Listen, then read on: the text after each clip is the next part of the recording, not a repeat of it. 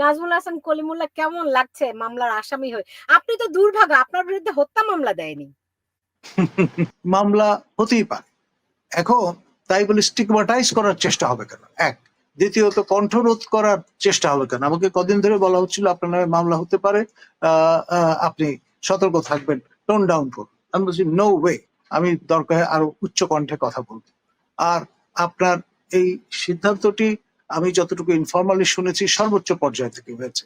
আপনার প্রফেসর ইউনুস, তার নিরাপত্তা উপদেষ্টা, মাননীয় নিরাপত্তা উপদেষ্টা, এরা মিলে আপনার এই পলিসি ডিকটামটা দিয়েছেন যে আপনার একজনকে যদি মোটামুটি সমঝে দেয়া যায়, বাকিগুলি সব কথা বন্ধ করবে, কথা সুর নামিয়ে ফেলবে। আপনার মঞ্জুর আলম পান্না, মাসুদ কামাল, তারা অ্যাঙ্কর হিসেবে যে কাজ করেন, তারা এক ধরনের টার্গেট, আমাকে করা হয়েছিল আরেক ধরনের টার্গেট।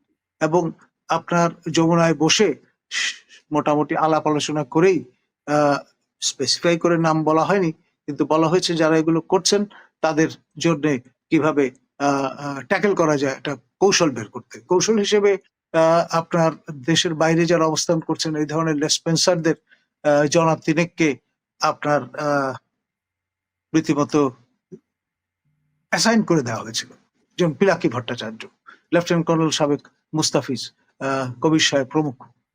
তারা কেউ আমাকে বিএনপির ফেউ বানানোর চেষ্টা করেছেন, কেউ আমাকে আপনার এমন একজন ব্যক্তি যিনি সরকার বিরোধী এবং ভারতের প্রণোদনায় সমর্থনে কাজ করেন ইত্যাদি।